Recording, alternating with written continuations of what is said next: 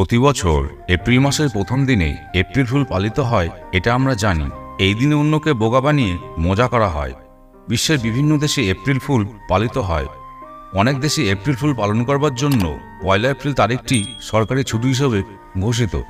চাণক্য বলেছেন, একজন বুদ্ধিমান মানুষ যেমন নানাভাবে তার বুদ্ধিমত্তার পরিচয় রাখেন, ঠিক তেমনই একজন বোকা মানুষও তার কার্যকলাপের মধ্য দিয়ে বোকামির নিদর্শন ছড়িয়ে রাখেন। বুদ্ধিহীন মানুষদের খুব সহজেই চেনা যায়। আসুন এরকম কিছু বুদ্ধিহীন মানুষের সম্পর্কে আজকে ভিডিওতে আলোচনা করা যাক।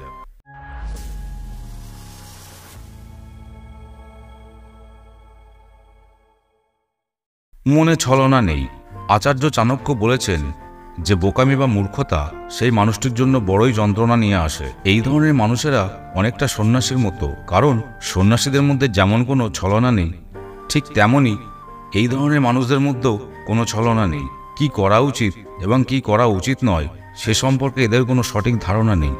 সেই কারণে এদের জীবনে অনেক সমস্যার সম্মুখীন হতে হয়। অন্যের থেকে এরা সহজেই আঘাত পান। বুদ্ধি ছাড়া সম্পদ অর্থহীন। যদি কারোর ঘরে সম্পদ থাকলেও বুদ্ধি বা জ্ঞান না থাকে, তাহলে সেই সম্পদ মূল্যহীন বলে জানিয়েছেন আচার্য চাণক্য। জীবনে উন্নতির জন্য শিক্ষা সবচেয়ে জরুরি বলে জানিয়েছেন তিনি। যদি জ্ঞান থাকে আর সম্পদ না থাকে, তাহলে সেই ব্যক্তি নিজের বুদ্ধি ফলে জীবনের প্রচুর অর্থ উপার্জন করার ক্ষমতা রাখেন। বিজ্ঞানের সর্বত্র পুজো করা হয় বলে জানিয়েছেন আচার্য চাণক্য। আর বুদ্ধিহীনের হাতে সম্পদ থাকলেও সেই সম্পদ ধরে রাখার বিদ্যা তিনি আয়ত্ত করতে পারেন না। বুদ্ধিহীনের পরামর্শ।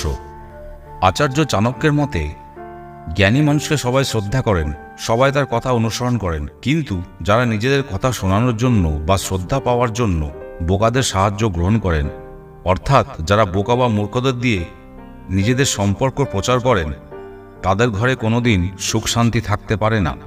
বোকার থেকে শিক্ষা। গাধাকে সাধারণত বোকা প্রাণী বলে মনে করা হয়, কিন্তু গাধার থেকে অনেক কিছু শেখার আছে বলে জানিয়েছেন আচার্য চাণক্য। একটি গাধা আমাদের 3টি জিনিস শেখায়। প্রথমত, নিজের কাজ শেষ করার আগে কখনো থামা উচিত নয়।